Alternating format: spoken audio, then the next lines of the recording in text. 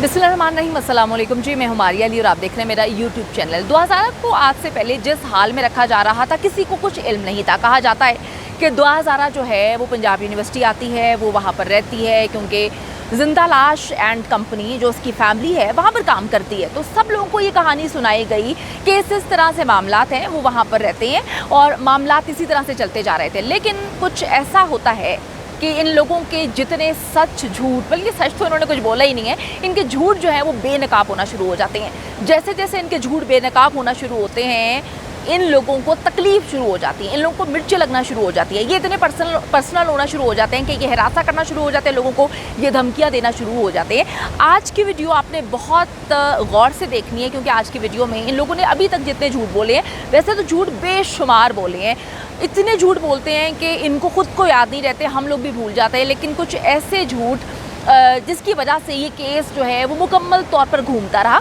आज की वीडियो में मैं इस पर बात करने की कोशिश करूँगी।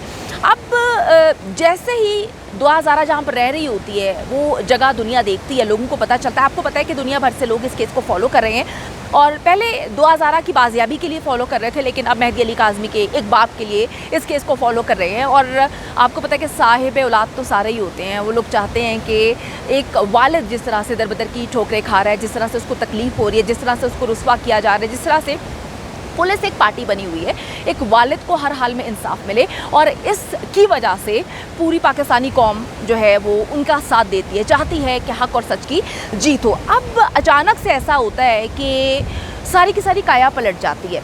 इन्होंने बताया था कि पंजाब यूनिवर्सिटी में बच्ची आती है, वहाँ पे रहती है, काया ऐसे पलटती है कि कुछ यूट्यूबर्स जो हैं वो उस घर का पोल खोल देते हैं, उस मोहल्ले को दिखा देते हैं, उस इलाके को दिखा देते हैं जहाँ पर पिछले 10 महीने से जिंदा लाश एंड फैमिली रह रही थी। जब ये लोग वहाँ पे रह रहे थे और सारी चीज़ें कर रहे थे, इन्होंने लोगों को गुमराह करने की कोशिश की, इन्होंने लोगों को झूठ बताया था, इन्होंने लोगों को गलत बयानी की थी, इन्होंने लोगों को बताया ही नहीं था कि जो बच्ची है वो पंजाब यूनिवर्सिटी नहीं आती, बल्कि जहाँ पर ये लोग 10 महीने से रहते हैं बच्ची वहाँ पर आती है।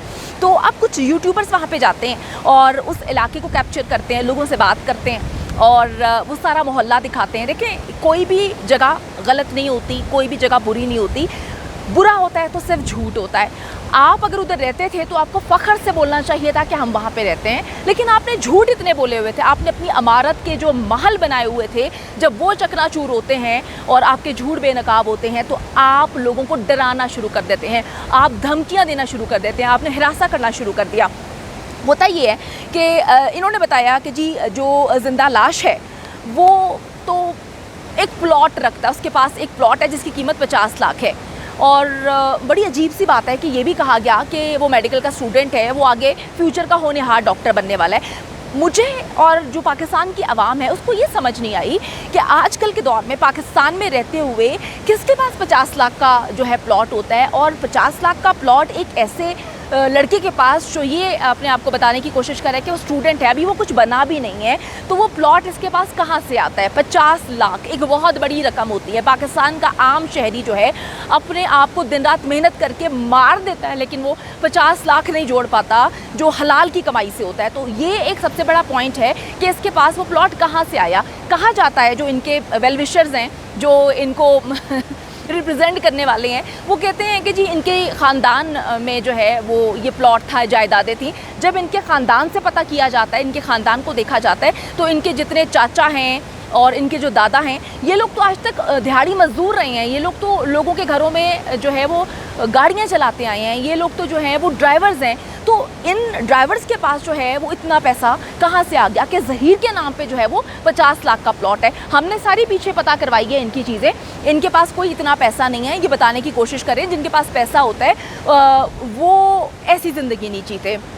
आजकल के दौर में आप खुद सोचें कि कौन सा शख्स जो है वो 70-80 हज़ार कमाता है। जब हमने इसकी इन्वेस्टिगेशन करने की कोशिश की कि ज़हीर साहब जो हैं वो कहाँ पर 70-80 हज़ार कमाते हैं, तो हमें कोई भी सोर्स ने कंफर्म नहीं किया, हमें कहीं से बात पता नहीं चली कि कहीं से इसका रेगुलरली 70-80 हज़ार का कोई सोर्स था, कोई इनकम थी जो हमेशा आती थी, हर महीने आती थी, जिसको जोड़ जोड़ के जो है ये फ्यूचर का डॉक्टर, एक होनहार डॉक्टर, एक 50 लाख का प्लॉट खरीद सके। तो जब जिंदा लाश के प्लॉट की कहानी बेनकाब हुई, उसके बाद जो है इनका जो भाई है, जो करता धरता है, जो बहुत कुछ करता धरता है, जो लोगों को हिरासा करवाता है, जो लोगों को धमकियां दिलवाता है, जो लोगों की वीडियोस के नीचे धमकी आमेज कमेंट्स करता है और उसको बाद में डिलीट कर देता है, उसका नाइकॉब देखा। वो नाइकॉब जो है उस पर बहरिया ऑर्चिड का एड्रेस था, टेम्परेरी एड्रेस भी वही था और परमानेंट एड्रेस भी बहरिया ऑर्चिड का था। जब वहाँ पे जाके पता किया जाता है, हमारी टीम वहाँ पे जाती है, तो पता चलता है कि वहाँ पर भी ऐसा कुछ नहीं है। वहाँ पर कभी ये लोग रहते ही नहीं थे। जो लोग वहाँ पे रहते थे उनसे जब पता किया गया तो उन्होंने बताया कि पिछले 10-15 साल से तो हम लोग यहाँ पे रह रहे हैं, हमारा प्लॉट था, हमारे नाम था, तो यहाँ पर तो कभी ऐसा कुछ हुआ नहीं है। तो ये भी झूठ है कि नाइकॉप में इन्होंने बहरिया ऑर्चिड का गलत एड्रेस लिखवाया। फिर इन्होंने पंजाब यूनिवर्सिटी की झूठी कहानी सुनाई। जिंदा लाश की मैंने आपको बता दिया कि 70 से 80 हज़ार कमाने वाली कहानी भी मुकम्मल तौर पर झूठी थी। अब जब यूट्यूबर्स ने इनके पोल खोले, इनके घर जाते हैं, वहाँ पर सारा सेटअप देखते हैं, तो इनको जो है वो सांस आना बंद हो जाता है। अब झूठे तो अजलों के हैं, इतनी बड़ी बड़ी कहानियाँ झूठों की तरह सुना रहे हैं। कराची भी पहुँचे थे, उसको जब हमने जो है ब्रेक किया खबर को कि ये लोग कराची में नज़र आए थे, सीसीटीवी कैमरे में ये लोग नज़र आए थे, तो इनके रिप्रेजेंटेटिव जो हैं वो कहानी सुनाने आ जाते हैं कि हो सकता है रिश्तेदार हैं तो वहाँ पर कराची गए हों। फिर जब हमने बताया कि जी ये अकेली कराची से नहीं आई, टैक्सी ड्राइवर जो है वो जिंदा लाश का कज़न था, तो इनके रिप्रेजेंटेटिव आके बता देते हैं कि हो सकता है कि ज़हीर का जो है कज़न वो टैक्सी चलाता है तो उसको जाकर लेकर आया हो। तो ये जो हो सकता है ये बड़ा अजीब है। जब हम खबरें ब्रेक करते हैं तो उसके बाद ये हो सकता आ जाता है। जब लोग जाकर वहाँ पर इनका झूठ सच बेनकाब करते हैं, दुनिया को दिखाने के लिए सारी चीज़ें सामने लेकर आते हैं, तो फिर ये लोग क्या करते हैं, ये लोग मालिक मकान के घर जाते हैं, उनको मुख्तलिफ यूट्यूबर से हिरासा करते हैं। एक लड़का मैंने देखा, मुझे तो पता भी नहीं है कि वो कौन है, वो किस तरह से चीख रहा था, चिल्ला रहा था, इतना हाइपर हो रहा था। वो बोल रही थी कि हमारे घर में कोई मर्द नहीं है, लेकिन इतना हाइपर होकर इतनी अजीबोगरीब हरकत कर रहा था। देखें, सहाफ़त का दामन जो है हाथ से मत जाने दें। अगर आप लोग अपने आप को नाम नेहाद सहाफ़ी बनने की कोशिश करते हैं तो उसको बरकरार रखें, क्योंकि पाकिस्तान की आवाम वो नहीं है जो आप लोग बनाने की कोशिश कर रहे हैं। पाकिस्तान की आवाम हर चीज़ को जज करती है, देखती है और वो सही और गलत की पहचान बहुत अच्छे से जानती है। अच्छा जी, फिर ये कहा गया कि जो दुआ ज़ारा है उसको उसकी अब मैं तो ये लफ्ज़ नहीं इस्तेमाल करूँगी क्योंकि मेरे मुताबिक तो बोगस निकाह है, तो उसकी सास बनती नहीं है। जो जिंदा लाश है उसकी माँ के हवाले से कहा गया तो बड़ा ख्याल रखती है और पिज़्ज़ा मंगवा के देती है। तो ख्याल रखना पिज़्ज़ा मंगवा के देना होता है, तो जो लोग किसी को अगवा करते हैं वो भी पिज़्ज़ा ही मंगवा के देखते हैं। अगर आपने क्राइम शोज़ नहीं देखे तो आप लोगों को देखने चाहिए। पिज़्ज़ा मंगवाया जाता है, बर्गर मंगवाया जाता है, बहुत अच्छी हालत में रखा जाता है।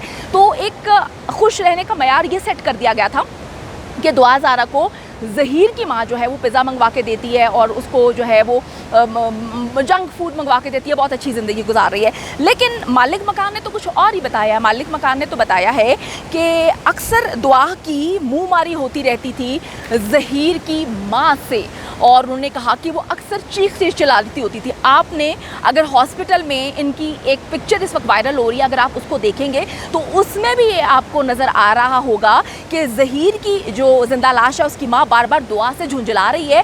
दोनों जिस एंगल से तस्वीरें बैठे में उससे साफ पता चल रहा है कि मामलात इनके बिल्कुल भी ठीक नहीं है। अच्छा जी, अब मैं आपको बताती चलूँ कि असल मिर्चें लगी तब जब सारी असलियत दुनिया के सामने आती है, और मिर्चें तो लगनी बनती थी क्योंकि लड़की को उन्होंने बताया था पंजाब यूनिवर्सिटी आती है, और हम सारे लोग पंजाब यूनिवर्सिटी पहुँच के जाके जो है पंजाब यूनिवर्सिटी की क्रेडिबिलिटी पर शक कर रहे थे कि भाई कोई भी मुँह उठा के पंजाब यूनिवर्सिटी में रात को पहुँच जाता है, और वो हॉस्टल कौन सा है जहाँ पर लड़कियाँ जो हैं वो बैठी होती हैं, कोई चेक एंड बैलेंस नहीं है। हम बार बार इस बात पे इसरार कर रहे थे कि सीसीटीवी जो है वो फुटेजेस निकलवाई जाए, उन गार्ड्स को सामने लेकर आया जाए जो कोई भी अनजान टैक्सी अंदर लेकर जाते हैं। तो बाद में जी भला उन यूट्यूबर्स का जिन्होंने इनका असलियत वाला चेहरा दुनिया के सामने दिखाया। अब जो मोहल्ला है जहाँ पर दुआ ज़ारा उतरती है वहाँ पे तो कोई स्टूडेंट नहीं हो सकती, वहाँ तो हॉस्टल की कोई लड़की नहीं हो सकती जिससे मोबाइल लेके जो है दुआ ज़ारा जिंदा लाश को कॉल करती है। तो 10 माह से तो ये लोग इधर रह रहे हैं, तो पंजाब यूनिवर्सिटी में फिर कौन सी दुआ ज़ारा जाती है, इसका भी पोल खुल चुका है जिसकी वजह से इनको तकलीफ़ हो रही थी।